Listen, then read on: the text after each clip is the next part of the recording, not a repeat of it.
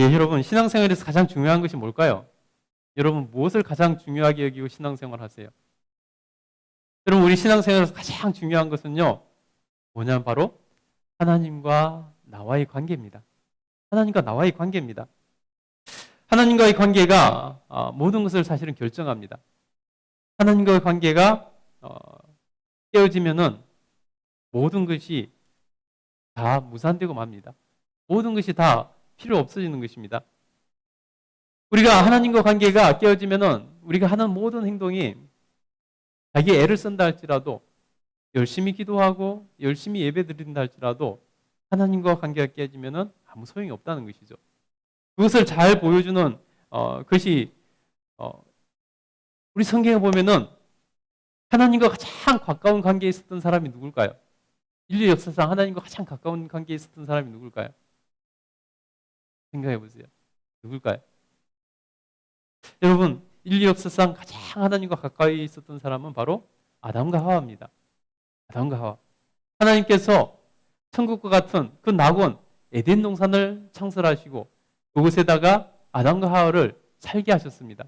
그리고 하나님께서 그들과 항상 함께 해주셨습니다.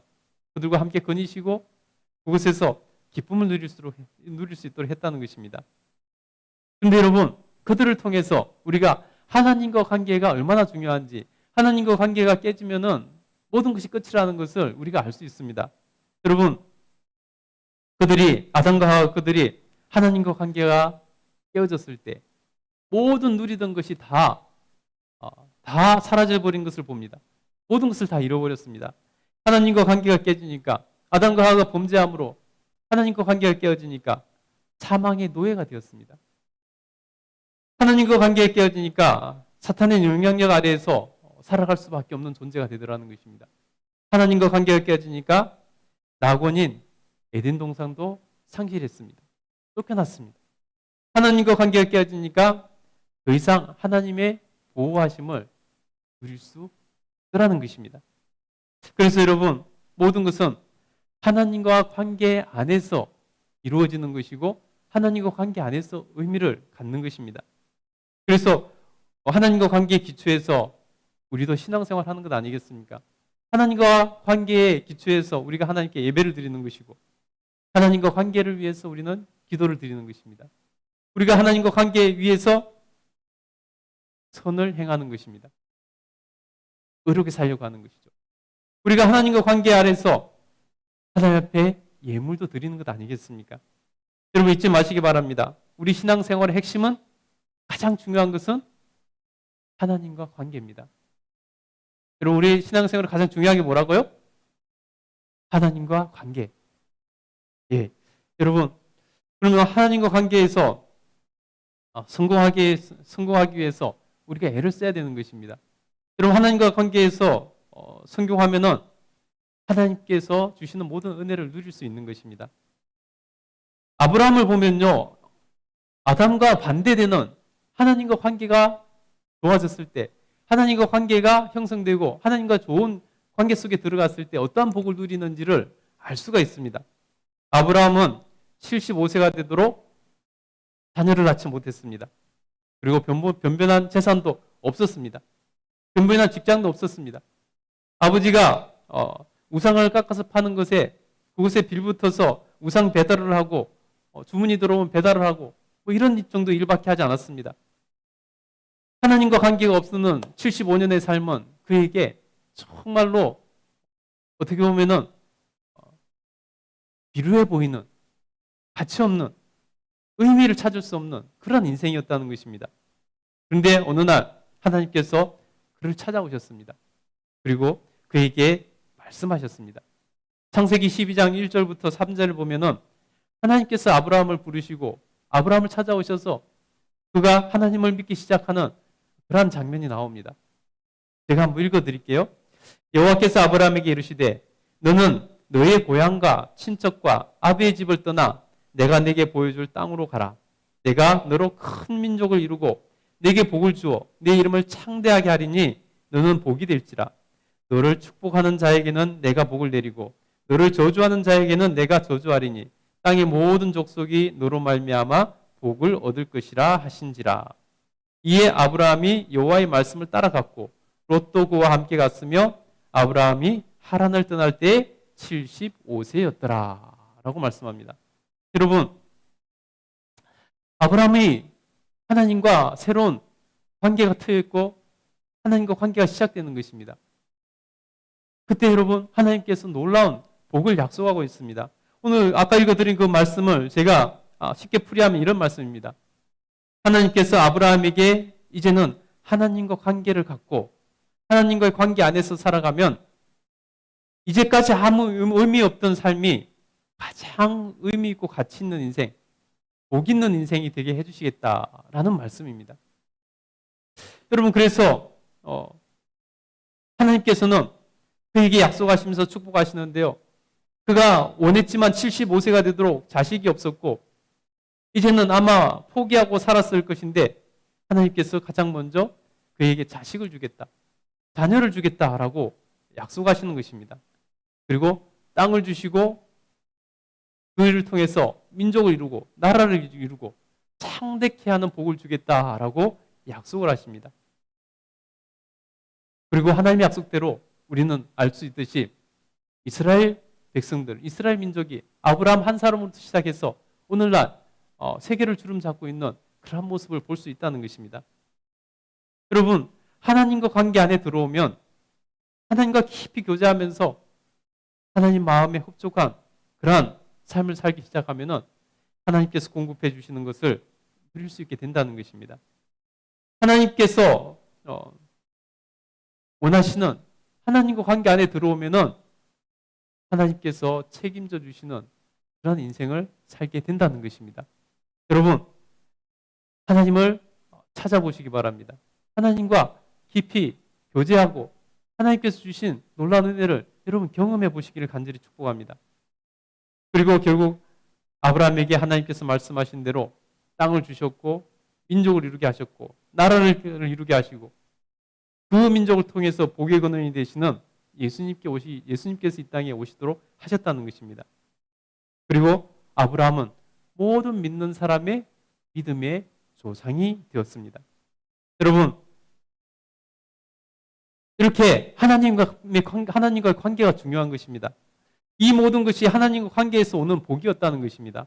그래서 하나님과 관계가 무엇보다도 중요하고 신앙생활의 핵심, 가장 중요한 것은 하나님과 관계라는 것을 여러분 꼭 기억하시기 바랍니다. 여러분은 하나님과 어떤 관계에 있습니까? 한번 생각해 보세요. 하나님께서 복을 주실 만한, 하나님께서 은혜 베푸실 만한, 하나님께서 흡족히 여러분에게 정말 은총을 내려주실 만한 그런 관계에 있는가? 우리 생각해 봐야 되는 것입니다. 여러분, 우리는 늘 신앙생활하면서 나와 하나님의 입장을 바꿔서 한번 생각을 해보는 습관을 가져야 됩니다. 그것이 우리가 바로 설 수 있는 좋은 습관입니다. 내가 하나님 입장이고 하나님 입장에서 객관적으로 내 자신을 평가하고 내 자신을 바라본다면 내가 하나님이라도 내게 복을 주실 만한가? 내가 하나님이라도 객관적으로, 주관적으로 말고 객관적으로 나에게 하나님이라면 내가 하나님이라도 나에게 은총을 베풀 만한가? 한번 우리가 생각해 봐야 된다는 것입니다. 그 핵심에 바로 하나님과의 관계에 있다는 것입니다. 여러분, 우리의 사람도 사람에게 이렇게 선물을 주거나 복을 주거나 사람과의 관계에 정말 희생을 하거나 할 때도 무엇 때문에 합니까? 순전히 그 관계 때문에 하는 것 아니겠습니까? 관계성 때문에 그 사람에게 선물을 주고 관계성 때문에 그 사람에게 내가 희생을 하고 봉사를 하고 관계성 때문에 하는 것 아니겠습니까? 하나님과의 관계도 마찬가지라는 것입니다. 그러면 여러분, 하나님과의 관계를 어떻게 세워가야 할까요? 어떻게 하나님과 관계를 세워가야 할까요? 어떻게 하나님과 관계의 깊은 곳에 우리가 나갈 수 있을까요? 여러분, 관계에서 가장 중요한 게 뭘까요? 여러분, 인간관계에서 가장 중요한 게 뭘까요? 좋은 관계로 나가기 위해서 정말 깊은 서로가 신뢰할 만한 그런 관계로 나가기 위해서 가장 중요한 것이 뭘까요? 그것은 바로 태도라는 것입니다. 태도. 그 사람을 대하는 나의 태도, 상대방을 대하는 나의 태도가 어떠한가에 따라서 실질적으로 그 사람과의 관계가 결정되는 것입니다. 내가 그 사람을 귀하게 여기고 그 사람에 대해서 좋은 마음을 품고 그런 태도로 그 사람을 대하기 시작하면은 그 사람에 대해서 좋은 말이 나오고 좋은 행동이 나오고 그래서 좋은 관계가 쌓이는 것 아니겠습니까? 그러나 태도가 잘못되면은 내가 그 사람에 대해서 정말 좋지 않은 감정이 있어서 좋지 않은 태도로 대하기 시작한다면은 그 관계는 분명히 깨어지고 금해갈 것입니다. 한번 생각해 보세요, 여러분. 학교에서 학생이 선생님 앞에서 짝다리를 짚고 그리고 껌을 씹으면서 비웃는 듯한 태도로 취하면서 선생님을 대한다면은 어떨까요? 그 관계가 좋을까요? 볼 것도 없이 그 학생과 선생님의 관계는 좋을 리가 없는 것이죠. 아마 옛날 같으면은 몽둥이가 날아오지 않았겠습니까? 요즘은 아마 그러진 않을 것 같아요. 여러분, 하나님과의 관계도 마찬가지입니다. 하나님을 대하는 여러분의 태도가 어떠한가가 중요하다는 것입니다. 여러분, 하나님에 대해서 나의 태도가 어떠한가? 나는 하나님의 어떤 태도로 바라보고 있는가? 한번 생각해 보시기 바랍니다. 나의 태도가 하나님과 관계를 결정하는 것입니다. 나의 태도가 하나님의 은혜를, 하나님이 주시는 복을 누릴 수 있는지 없는지가 결정된다는 것입니다. 그러면 여러분, 하나님을 대하는 나의 태도는 어떠해야 될까요?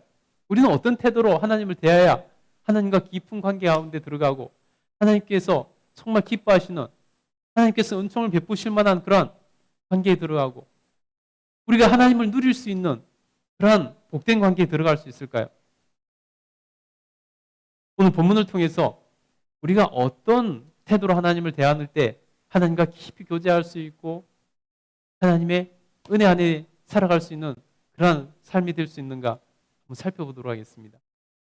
가장 먼저는요, 우리가 하나님을 인정하고 겸손하게 나가는 태도, 그것이 가장 먼저 중요합니다. 오늘 본문은요, 베드로와 요한이 성전에 기도하러 들어가다가 성전 미문에서 늘 이렇게 구걸하는 그런 나면서부터 걷지 못한 사람, 그 사람을 치유하는 사건과 연결이 되어 있습니다. 여러분 한번 생각해 보세요.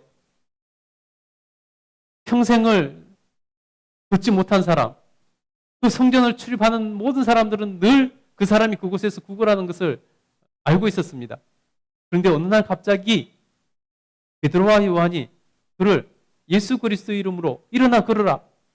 내게 은과 금은 없지만 내게 있는 그것 예수 그리스도의 이름을 내게 주노니 일어나 걸으라 했을 때 그가 일어나 걷기 시작했습니다. 여러분, 놀라운 기적이 예수 그리스도의 이름으로 주님께서 놀라운 은혜를 행해 주신 것이죠. 그것을 경험한 사람들, 그것을 목격한 사람들, 그 사람들은 베드로와 요한에 대해서 어떤 마음이 생겼을까요? 베드로와 요한을 주목하기 시작했습니다. 저 사람들이 그 나면서부터 평생 못 걷는 그 늘 구걸하던 그 사람을 걷게 했대. 소문이 돌기 시작합니다. 사람들이 그 사실을 알게 되고 그 두 사람에게 집중하게 되는 것입니다. 여러분, 아마 당연한 모습 아닐까요? 병나은 사람도 너무나 감사해서 베드로와 요한을 놓아주지 않습니다. 사람들이 베드로와 요한을 대단하다고 생각하고 그들에게 모여들기 시작합니다. 그리고 베드로와 요한을 둘러쌉니다. 그리고 베드로와 요한을 칭송하기 시작합니다. 그때 베드로와 요한은 어떤 태도를 취할까요? 하나님께서는 그들이 어떤 태도를 취하기를 원하실까요? 그들의 태도에서 하나님과 관계가 보이는 것이고 그들의 태도에서 하나님과 관계가 결정되는 것을 볼 수 있습니다. 베드로가 자신들을 그 병 고친 것으로 여기고 사람들이 모여들면서 그들을 주목할 때 베드로가 이렇게 말을 합니다. 우리 12절 한번 읽어보도록 하겠습니다.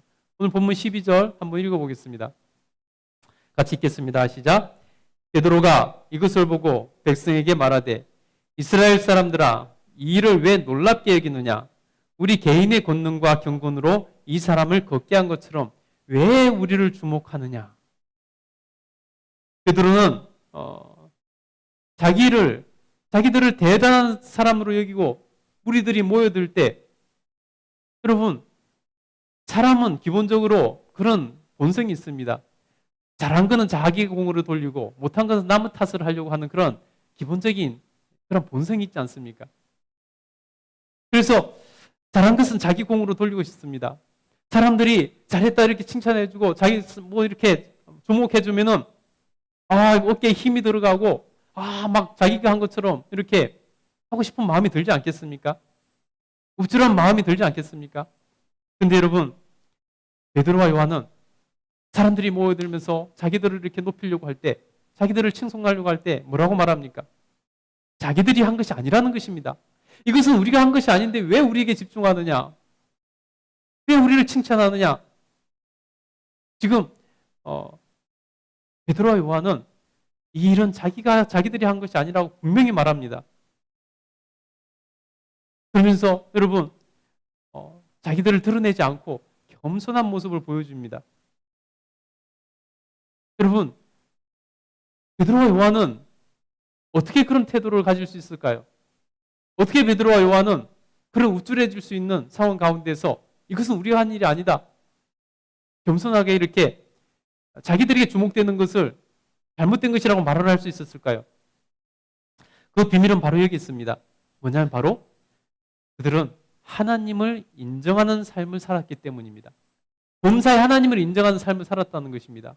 그 순간에도 베드로와 요한은 하나님을 인정했기 때문에 자기들에게 사람들이 주목할 때 이것은 내가 한 것이 아니다, 우리가 한 것이 아니다, 왜 우리를 주목하느냐, 왜 우리가 한 것처럼 우리의 능력으로 내 힘으로 내 능력으로 한 것처럼 왜 우리를 주목하느냐, 베드로와 요한은 그렇게 말하고 있는 것을 볼 수 있습니다. 그들이 하나님을 인식하지 않았다면, 그들이 하나님을 인정하지 않았다면 그렇게 말을 했을까요? 그렇게 말할 수 없었을 것입니다. 그드름을 떨면서 내가 했어, 내가 한 이 대단한 일을 한번 봐라, 너희들은 나를 존경해야 돼, 이렇게 말하지 않았을까요? 그러나 그들이 하나님을 인정하는 삶을 살다 보니까 그렇게 할 수 없었다는 것입니다. 하나님이 하신 일이라는 것을 알기 때문에 그들은 자기들의 공으로 돌릴 수 없었다는 것입니다. 여러분, 이렇게 하나님을 인정한 사람은 언제나 겸손해질 수 있습니다. 하나님을 인정한 사람이 그래서 하나님께 인정을 받는 것이고 하나님과 관계가 깊어지는 것이고 하나님께서 주시는 복을 누리는 인생이 되는 것입니다. 여러분, 베드로와 요한은 이렇게 하나님을 인정하는 삶을 살았더니 겸손했고, 그래서 하나님께 그것이 인정되어서 정말 인류 역사상 역사를 바꿔놓는 그러한 하나님께 쓰임받는 위대한 사도들이 되지 않습니까? 여러분, 성경은 하나님을 인정하는 자에게 하나님께서 복을 주신다고 누누이 말씀하고 있습니다. 신명기 26장 16절부터 19절에도 하나님께서 하나님을 인정하는 자에게 복을 주신다고 말씀합니다. 제가 군데군데 한번 읽어드리겠습니다. 오늘 내 하나님 여호와께서 이 규례와 법도를 행하라고 내게 명령하시나니 그런즉 너는 마음을 다하고 뜻을 다하여 지켜 행하라. 내가 오늘 여호와를 내 하나님으로 인정하고 또 그 도를 행하면 하나님께서 그 소리를 들으시고 여호와께서 내게 말씀하신 대로 오늘 너를 그의 보배로운 백성이 되게 하시고 너를 지으신 모든 민족 위에 뛰어나게 하사 그가 말씀하신 대로 너를 내 하나님 여호와의 성민이 되게 하리라 라고 말씀하셨습니다. 하나님을 인정하는 삶을 사는 사람에게 하나님께서 보배로운 백성이 되게 해주실 것이고 하나님 나라의 거룩한 성민, 백성이 되게 해주실 것이다 라고 말씀하고 있다는 것입니다. 사랑하는 오교회 하늘가족 여러분, 하나님을 인정하시기 바랍니다. 하나님을 인정하는 삶을 사시기 바랍니다. 그러면 하나님께서 보배로운 백성이 되도록 해주실 것입니다. 하나님께서 여러분을 하나님 나라의 거룩한 성민이라 인정해 주실 것입니다. 여러분, 그래서 하나님께서는 하나님을 인정하고 하나님 앞에서 겸손한 베드로와 요한을 더 놀랍도록 사용하시는 것을 볼 수 있습니다. 여러분, 겸손한 자에게 하나님께서 존귀케 해주신다고 성경은 분명히 말씀하고 있습니다. 하나님은 겸손한 사람을 기뻐하시고 겸손한 자에게 복을 주십니다. 하나님 앞에서 겸손해야 하나님과 관계가 깊어질 수 있는 것이고, 그런 태도로 나갈 때 우리 하나님께서는 그를 더 친밀하게 대해 주시는 것입니다. 여러분, 바울이 루스드라에 가서 선교할 때에 오늘 본문의 사건과 비슷한 일을 경험합니다. 오늘 베드로와 요한이 성전 미문에 앉아있는 못 걷는 사람을 이렇게 걷게 했는데, 사도행전 14장에 보면은 사도 바울이 루스드라에서 남에서부터 걷지 못한 한 사람을, 그가 복음을 듣고 구원받을 만한 믿음이 있는 것을 보고는 그에게 큰 소리로 말합니다. 내 발로 일어나 걸어라. 내 발로 바로 일어나라. 라고 했을 때 그가 일어나게 되는 것입니다. 여러분, 이 사건을 경험한 수많은 사람들이, 그 루스드라에 있는 사람들이, 그 사건을 목도한 사람들이 너무나 놀랍니다. 그리고 그들은 어떻게 반응하냐면요, 여러분, 헬라 시대의 가장 위대한 신이 뭐죠? 헬라 시대 가장 큰 신이 뭡니까? 제우스 신 아닙니까? 제우스. 그래서 그들이 뭐라고 말하냐면요, 그 사도 바울과 바나바에게 신들이 인간의 모습으로 오셨다. 그래서 바나바는 제우스로, 또 바울은 말을 하니까 그를 헤르메스라라고 칭합니다.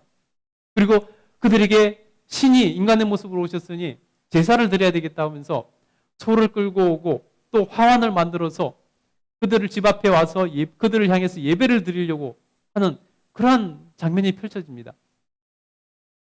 여러분, 만약에 여러분에게 누군가 와가지고 여러분 집 앞에 와가지고 여러분을 경배하겠다고 제물로 소를 끌고 와서 잡으려고 하고, 또 화환을, 커다란 신에게 바칠 화환을 만들어가지고 여러분 집 앞에 가지고 와서 여러분을 찾는다면 여러분 어떻게 하겠습니까? 여러분, 어떤 사람들은 그런 모습을 보고 그들을 이용하려고 할 것입니다. 그들을 누리려고 할 것입니다. 자기가 마치 신인이나 되는 척 그들을 이용하려고 할 것입니다. 근데 여러분, 사도 바울과 바나바는요, 베드로와 요한처럼 하나님을 그들은 범사에 인정하는 삶을 사는 사람들이기 때문에 하나님을 인정하는 자로서 그것을 용납할 수가 없었습니다. 그들이 옷을 찢으면서 자기들에게 제사하겠다고 소를 끌고 오고 화환을 만들어 온 그 사람들에게 뭐라고 말하는지 아십니까? 여러분이요, 어찌하여 이런 일을 하느냐? 우리도 여러분과 같은 성정을 가진 사람이라. 우리도 너희와 똑같은 사람이라. 여러분에게 복음을 전하는 것은 이런 헛된 일을 버리고 천지와 바다와 그 가운데 만물을 지으시고 살아계신 하나님께로 돌아오게 함이라. 자기들에게 제사를 지내겠다고 자기들을 제우스라고 신이라고 칭송하면서 오는 그들에게 옷을 찢으면서, 봐라, 나도 너희와 똑같은 사람이다. 우리가 너희가 하는 이런 짓을 막기 위해서, 너희가 하나님을 알고 하나님을 섬기게 하기 위해서 우리가 이렇게 한 것인데 너희가 도리어 우리를 우상되게 하려느냐라고 말한 것입니다. 여러분, 한결같이 하나님을 인정하는 사람들의 겸손한 모습을 보여줍니다. 하나님을 인정한 사람, 그래서 겸손한 사람들은 하나님께서 내버려 두지 않으시고 들어 쓰시는 것을 볼 수 있습니다. 여러분, 그래서 사도 바울도 누구보다 위대한 사도의 삶을 살지 않습니까? 여러분, 누구보다 인류 역사에서 영향력을 끼치는 그런 사람이 되지 않습니까? 인류 역사를 바꿔놓는 사람이 되는 것입니다. 여러분, 이렇게 우리가 하나님 앞에서 하나님을 인정하는 사람이 하나님과 깊은 교제에 들어가는 것이고, 하나님을 인정하는 사람이 하나님께서 주시는 놀라운 은혜를 누리고 하나님께 쓰임받는 가장 가치 있는 삶을 사는 복을 누리게 된다는 것입니다. 여러분, 여러분의 자녀들이 정말 가치 있는 인생을 살고 복을 누리는 삶을 살기를 원한다면 여러분이 하나님을 인정한 그런 삶의 모습을 보여주시면 된다는 것입니다. 자녀들은 부모를 보고 배우는 것 아니겠습니까? 그래서 여러분, 첫 번째는 우리가 하나님과 깊은 교제 가운데 들어가고 하나님과 좋은 관계에 들어가기 위해서는 범사에 하나님을 인정하고 그래서 하나님 앞에서 겸손한 태도로 주님 앞에 나가는 것입니다. 그렇게 살아가는 것입니다. 그러면 하나님과 깊은 관계 안에 들어가는 것입니다. 두 번째는요, 오늘 본문에서 보니까 모든 영광을 하나님께 돌리더라는 것입니다.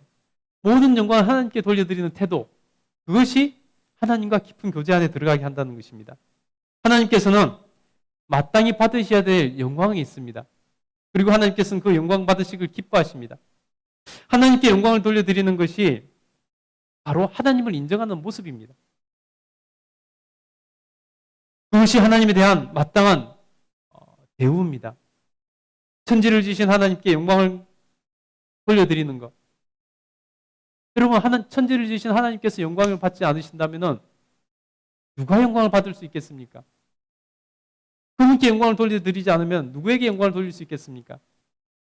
하나님께서는 심지어 믿지 않는 자들이 하나님의 영광을 가로채는 것조차도 하나님께서는 싫어하십니다. 사도행전 12장에 보면요, 그 유대 땅과 그 시돈과 두로 지방을 다스리던 헤롯이라는 왕이 있었습니다. 로마의 식민지 아래에 있는 그 나라들인데 그곳을 다스리는 그 지역의 왕으로 임명받은 것이죠. 근데 여러분, 헤롯은 두로와 시돈 사람들을 극히 싫어했습니다. 무슨 이유 때문인지 몰라도 싫어했습니다. 근데 여러분, 그 통치를 받고 있는 두로와 시돈 사람들 입장에서 보면 어떻겠습니까? 자기를 다스리는 사람들의 그 사람의 미움을 받으면 좋을 게 하나도 없지 않겠습니까? 그래서 어떻게 해서든지 두로와 시돈 사람들은 그 헤롯 왕의 마음을 녹여주고 그 사람의 호감을 살려고 했습니다. 그래서 그 신하 가운데 측근에게 뇌물을 먹여서 가까워지려고 했고 그 화를 녹여주려고 했고 그 사람을 마음을 이렇게 풀어주려고 애를 썼습니다. 그러던 어느 날 그 헤롯 왕이 두로와 시돈 사람들 앞에서 연설을 했습니다. 근데 여러분, 그 연설을 하자 그 두로와 시돈 사람들이 헤롯 왕에게 뭐라고 말을 했냐면요, 이렇게 말을 했습니다. 백성들이 크게 부르되 이것은 신의 소리요 사람의 소리가 아니라 하거늘. 그 헤롯 왕이 자기들 앞에서 연설을 하는 것을 듣고 그 헤롯 왕에게 잘 보이려고 아부를 한 것이죠. 이것은 신의 소리다, 사람의 소리가 아니다 라고 헤롯 왕을 죽게 세웠습니다. 그 말을 들은 헤롯 왕이 얼마나 기분이 좋았겠습니까? 자기를 신이라고 해주니 얼마나 기분이 좋았겠습니까? 그래서 헤롯 왕은 그들이 칭송하는 그것을 마음껏 누렸습니다. 베드로와 요한이 사도 바울과 바나바가 보여준 것과 사뭇 다른 모습이죠. 근데 여러분, 그 결과가 어떻게 됐을까요? 성경이 이렇게 말합니다. 헤롯이 영광을 하나님께 돌리지 아니하므로 주의 사자가 곧 친히 벌레에게 먹혀 죽으니라.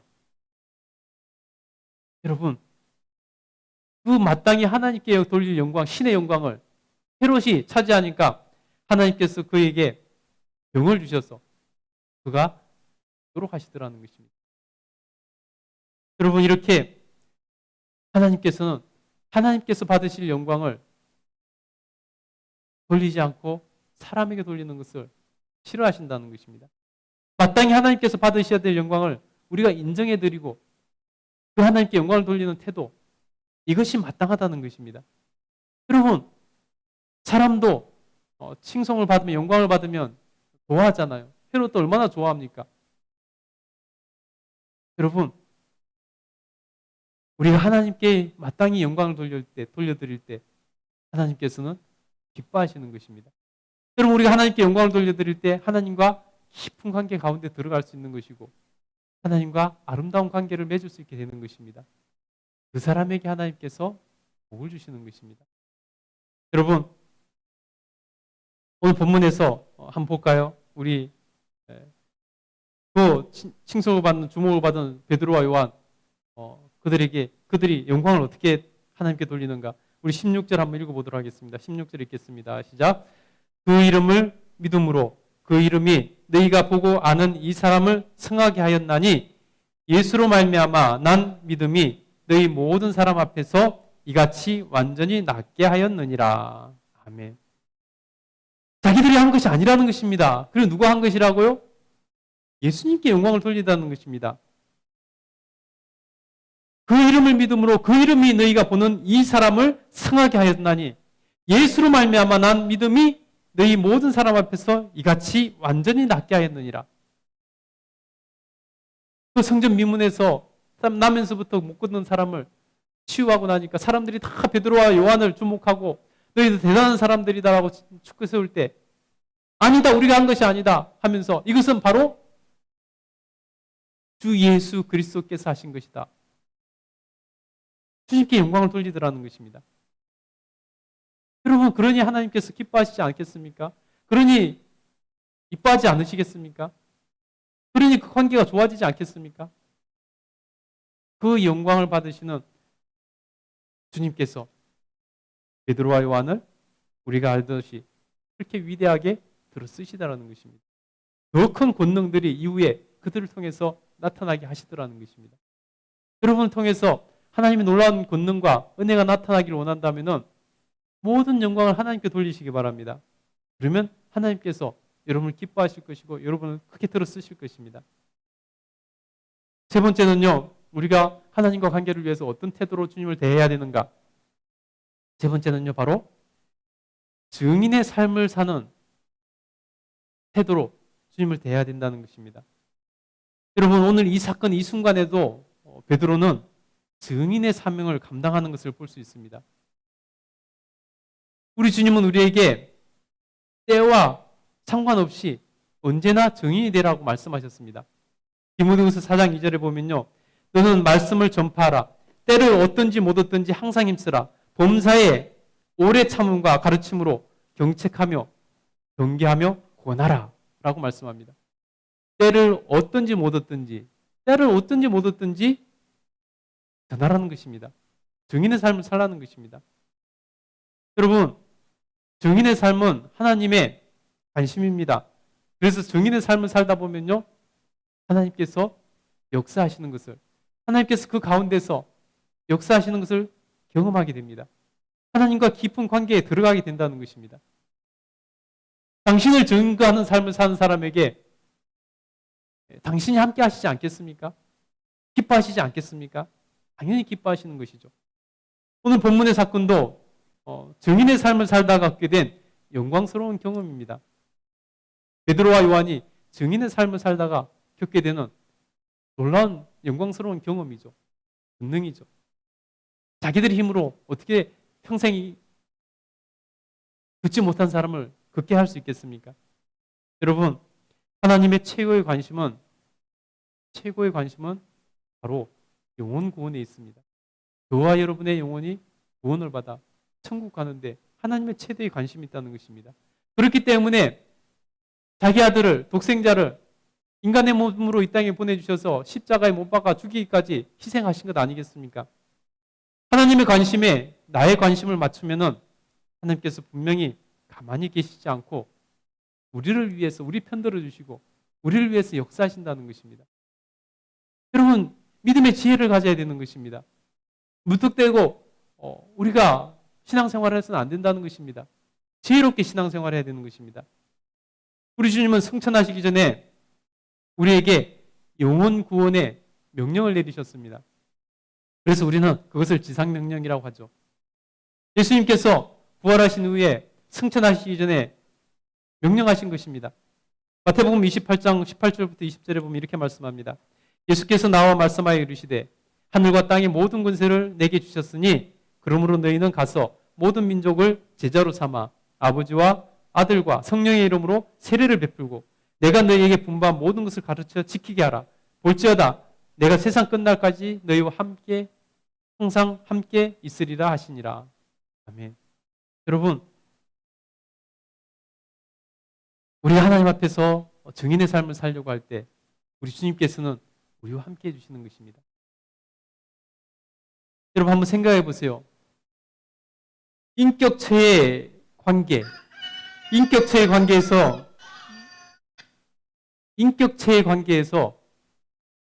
가만히 있는데, 노력하지 않고 가만히 있는데 인격체를 가진 존재가, 그 관계가 좋아지는 경우가 있습니까? 그런 경우는 없습니다. 가만히 있는데 관계가 깊어지는 경우는 없습니다. 여러분, 사람들이 서로 관계가 좋아지고 깊은 관계에 들어가기 위해서는 그만큼 노력하지 않습니까? 가만히 있는데 믿음이 좋아지는 경우는 없습니다. 여러분, 우리 모두는 그것을 알고 있습니다. 인간관계를 하는, 인격체끼리 인간관계를 하는 모든 사람들은 좋은 관계를 맺기 위해서 노력한다는 것을 다 알고 있습니다. 그것을 지키기 위해서 희생하는 것도 여러분 다 알고 있습니다. 그런데 여러분, 그 모든 것을 알면서 우리는 하나님과의 관계는 하나님과 관계는 자동으로 어떻게 그렇게 되겠거니 하고 막연하게 생각하는 경우가 참 많습니다. 하나님과의 관계, 막연하게 사람과의 관계는 좋은 관계를 유지하려고 애를 쓰면서 하나님과 관계는 그냥 막연하게 좋게 되려니 그냥 뭐 가만히 있어도 그 관계가 좋아지고 관계가 깊어지고 믿음이 생기고 믿음이 좋아지겠지라고 생각하는 그런 안일한 모습을 보이는 경우가 참 많습니다. 여러분, 그것은 분명히 잘못된 생각입니다. 여러분, 우리가 하나님과 좋은 관계, 깊은 관계, 그래서 하나님의 은혜를 누리기 원한다면요, 그만큼 노력해야 되는 것입니다. 우리의 적극적인 노력이 필요하다는 것입니다. 왜 나는 믿음이 없을까? 왜 나는 믿음이 부족할까? 왜 나는 하나님과 관계가 부족할까? 왜 나는 하나님과 관계가 이렇게 가깝지 않을까? 막연하게 생각만 하고 시간을 보내는 사람들이 참 많다는 것입니다. 여러분, 인격체를 가진 관계끼는 가만히 있어서 좋아지는 법이 없습니다. 적극적으로 노력해야지 믿음이 좋아지는 것이고 믿음이 성장하는 것이고 관계가 깊어지는 것이고 관계가 좋아지는 것입니다. 여러분, 오늘부터 여러분 노력할 수 있게 되기를 간절히 축복합니다. 오늘 본문에서 제자들처럼 범사에 주님을 인정하는 삶을 사시기 바랍니다. 그래서 주님 앞에서 겸손한 태도로 주님을 바라보시기 바랍니다. 여러분, 그리고 모든 영광을 오늘 제자들처럼 하나님께 돌리시기 바랍니다. 그리고 증인의 삶, 영혼 구원을 위해서 애쓰는 삶을 사시기 바랍니다. 그러면 이런 태도로 주님을 대하면은, 이런 태도로 주님 앞에 살아가면은 하나님과 관계는 너무나 좋아질 것입니다. 하나님과 관계 안에서 하나님을 누리게 될 것입니다. 하나님께서 주시는 복을 여러분 누리게 될 것입니다. 모든 것은 관계로 시작하고 관계로부터 오는 것이고 관계로 이루어지는 것입니다. 여러분, 신앙은 하나님과 관계입니다. 우리 신앙생활에 가장 중요한 것은 바로 그래서 하나님과 관계를 내가 어떻게 만드느냐 하는 것입니다. 하나님과의 관계도 만들지 않으면서 무조건 복만 바라는 사람들 지혜롭지 못합니다. 그런 것이 이루어질 수가 없습니다. 그렇기 때문에 여러분, 우리가 정말 어떤 태도로 하나님을 대하는가, 그 태도가 하나님과 나와의 관계를 결정하는 것을 여러분 깨달으시고 오늘 말씀대로 우리가 정말 오늘 본문에서 볼 수 있는 것 세 가지를 살펴봤습니다. 범사에 하나님을 인정하고 그 앞에서 겸손한 태도로, 모든 영광을 하나님께 돌려드리는 태도로, 그래서 늘 주님을 증거하는 증인의 삶의 태도로 살아가면 하나님께서 여러분과 함께 하실 것이고 여러분에게 큰 은혜를 베풀어 주실 것이고 여러분은 하나님을 누리는 삶을 살게 될 줄 믿습니다. 저와 여러분이 정말 놀라운 하나님의 그 은혜를 누릴 수 있는 하나님과 관계를 만들어갈 수 있게 되기를 간절히 소원하고 축복합니다. 기도하겠습니다.